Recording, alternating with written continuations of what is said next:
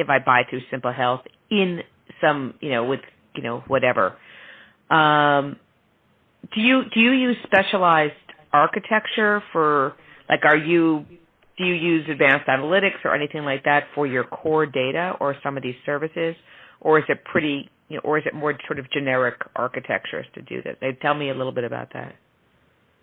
Yeah, the data is, I don't really want to discuss how the data is being driven. It's not a bad thing. It's just I'd rather not go into that more detail for them, Yep, I get that. But when you hear about all this energy around artificial intelligence and machine and deep learning, is that influencing your business or your marketplace? So when it comes to the artificial intelligence, they're starting to learn about that now. Yep. Or about what things are out there and look to see how they can grow that for the future. Mm-hmm. But the marketing teams are really the ones driving all the analytics. So, when they buy and sell leads and things like that, and they find out what their core person is that's going to buy this stuff and dig deeper into zip codes and all that stuff, for really nailing it down, it's really their way of looking into the data, and they have a team that actually does all that. They don't just use internal systems. They use, Google Space, and they use their lead generating and things like that to do the analytics. Okay, so they slightly outsource that to these big cloud companies that are like Google and Microsoft. So do they think that long term that should be a core competency, or do you think they'll always leverage third parties for that? No, because we talk about it in the C meetings and EC meetings, executive coordinator meetings, and director meetings.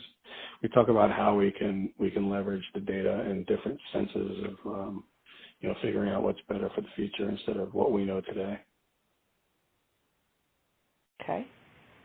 We're constantly, these guys are like probably your first generation of millennials that came out that are really agile and very quick to not only spend money, but to do it the right way and then just do things fast. They're not millennials that just sit back and just say, hey, someone do the work for me. They're really engaged. So they really understand technology and things that are happening in the future. And it's great. It's a great environment. Oh, that's cool. Yeah. So I think the only other kind of question I was curious about is, as you see the business growing, do you just, and I know Deborah had mentioned this earlier, this tiered environment that you've got, are you still just kind of reevaluating that on a continuous cycle to see where the most efficiency for what, your top priorities are, where they lie? Yeah, so the environment we're in today will probably change within another year from now. We constantly are thinking about re-engineering, there's always that constant growth of re-engineering and change. These guys are okay with spending money on technology that's going to take them to, this TPA environment. So they're constantly, when I first got there were 2 data centers. One of them was all lease space just for their operational internal system. And as I was digging into the garbage of it and saying this is not going to work for us, it's not really as compliant as it should be. The space that we were renting it from was 100% PCI / HIPAA compliant. It just didn't seem secure enough for me.